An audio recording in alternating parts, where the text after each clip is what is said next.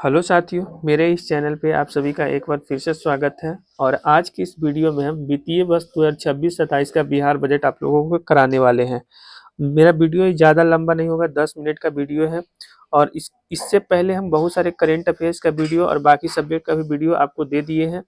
आप लोग को अगर उसका पीडीएफ चाहिए होगा तो 9572589800 पे मैसेज कर दीजिएगा, हम कोई भी वीडियो का आपको पीडीएफ प्रोवाइड कर देंगे। तो चलिए शुरू करते हैं बिहार बजट वित्तीय वर्ष 2026-27 का। तो सबसे पहले जो वित्तीय वर्ष 2026-27 का जो बिहार बजट है वो विजेंद्र प्रसाद यादव के द्वारा पेश किया गया था। ये वर्तमान में वित्त मंत्री हैं, यानी वर्तमान के वित्त मंत्री विजेंद्र प्रसाद यादव के द्वारा बिहार बजट 2026-27 पेश किया गया था। और कब पेश किया गया था, क्वेश्चन ये भी बनता है। तो 3 फरवरी 2026 को पेश किया गया था। जो बिहार के दोनों सदन है, जैसे विधानसभा और विधान परिषद, दोनों सदनों में 3 फरवरी 2026 को विजेंद्र प्रसाद यादव के द्वारा, जो कि तत्कालीन वित्त मंत्री हैं, इनके द्वारा पेश किया गया था। अच्छा, पूछा जाता है कि वित्तीय वर्ष 2026-27 का जो बजट भाषण था वो कितने मिनट का था, तो 12 मिनट का। इस सब इतिहास में सबसे छोटा बजट भाषण इसको माना गया है। 12 मिनट का बजट भाषण था इस बार का इनका। इसके अलावा बिहार के इतिहास में अब तक का इस सबसे बड़ा बजट है। अब तक का सबसे बड़ा बजट इसलिए है क्योंकि वित्तीय वर्ष 2026-27 का जो कुल बजट आकार था वो लगभग 3,47,589.76 करोड़ के आसपास था। इसका बजट, कुल बजट आकार याद रखिएगा आंकड़ा 3,47,589.76 करोड़, अप्रोक्स में 3,50,000 के आसपास आप मान लीजिए कि इतना करोड़ का जो है बजट था।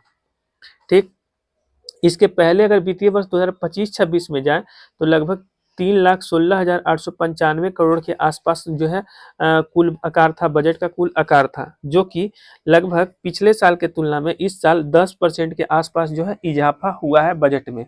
तो ये आंकड़ा आप याद रखिएगा कि वित्तीय वर्ष 2026-27 के लिए जो कुल बजट आकार है वो 3,47,589 करोड़ है। और वित्तीय वर्ष 2025-26 का पूछा जाए तो 3,16,895 करोड़ के आसपास था। मतलब कि पिछले वित्तीय वर्ष की तुलना में इस बार 10% जो है बजट इजाफा हुआ है। तो ये फैक्ट आप याद रखिएगा, यहाँ से क्वेश्चन बनेगा।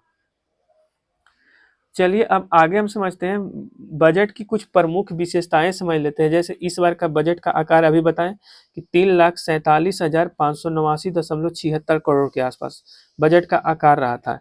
अब इसमें एक्स्ट्रा यहाँ से क्वेश्चन ज्यादातर आपको दिखेगा कि राजस्व एवं प्रतिवर्ष जो व्यय था वो लगभग कितना है, तो 2,25,434 करोड़ के आसपास, जो कि कुल बजट का 65% है।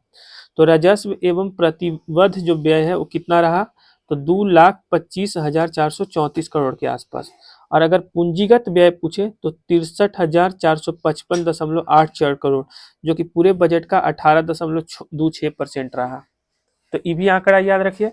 इसके अलावा योजना जो व्यय है वो लगभग 1,22,155 करोड़ के आसपास रहा, जो कि पूरे बजट का 35% था। और राजकोषीय घाटा 2.9% अनुमानित किया गया है। तो देखिए थोड़ा सा डाटा याद करना मुश्किल है, लेकिन आप स्क्रीनशॉट लेकर के एक दो बार पढ़ लीजिए, आपको याद हो जाएगा। तो यहाँ से एक क्वेश्चन एग्जाम में 100% श्योर है कि आपको दिखेगा। 2026-27 का बजट का आकार रहा 3,47,589.76 करोड़। राजस्व एवं प्रतिबद्ध जो व्यय है वो 2,25,434 करोड़, जो कि पूरे बजट का कितना परसेंट है, तो 65% है। पूंजीगत व्यय कितना है, तो 63,455.84 करोड़, जो कि पूरे बजट का कितना परसेंट है, तो 8.6% है। योजना व्यय कितना रहा, तो 1,22,155 करोड़ के आसपास, जो कि पूरे बजट का कितना परसेंट है, तो 35% है। और राजकोषीय घाटा तो 2.99% अनुमानित किया गया। तो यहाँ से आपको एक क्वेश्चन दिखेगा, इसको स्क्रीनशॉट लेके 2 से 3 बार रिवीजन कीजिए। चलिए आगे समझते हैं हम लोग।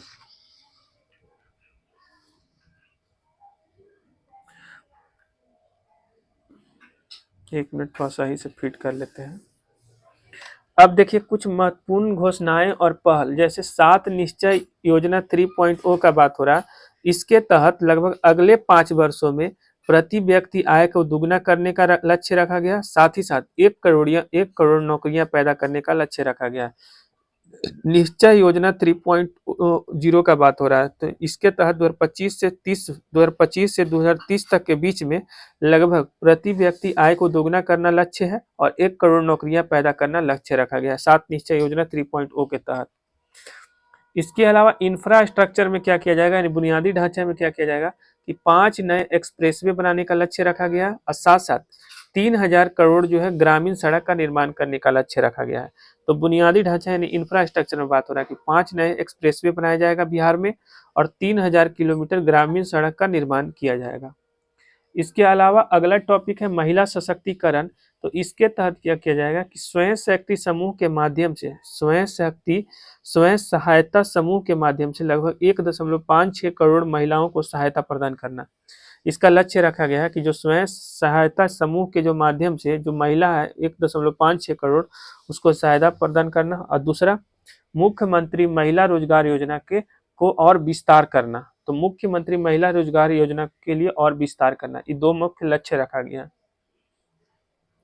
इसके अलावा है डिजिटल बिहार से। तो डिजिटल बिहार में क्या लक्ष्य रखा गया है, हर गांव को हाई स्पीड ब्रॉडबैंड से जोड़ना पहला लक्ष्य रखा गया है कि जितने भी गांव हैं उनको हाई स्पीड ब्रॉडबैंड से जोड़ा जाएगा। और दूसरा जितने भी सरकारी सेवाएं हैं उसमें 100% पेपरलेस बनाना उसका लक्ष्य रखा गया है। जो भी सरकारी योजना है सभी योजनाओं को 100% जो है पेपरलेस बनाया जाएगा। और तीसरा ई है कि जितने भी विधानसभा है हर विधानसभा में एक डिजिटल लाइब्रेरी खोलना, यही लक्ष्य रखा गया है। तो डिजिटल बिहार में हर गांव में हाई स्पीड ब्रॉडबैंड से जोड़ना, सरकारी सेवाओं को 100% पेपरलेस बनाया जाएगा और हर विधानसभा में एक डिजिटल लाइब्रेरी खोला जाएगा। चलिए अब यहाँ से एक और महत्वपूर्ण टॉपिक जहाँ से क्वेश्चन दिखेगा, विभागीय आवंटन, किस विभाग को कितना आवंटन किया गया है। जैसे इस बार जो है सबसे ज्यादा आवंटित किया गया है शिक्षा को, लगभग 68,216 करोड़ रुपया जो है ना वो शिक्षा पे आवंटन किया गया है। पेंशन के लिए तो 35,170 करोड़ रुपया जो है पेंशन के लिए आवंटन किया गया है।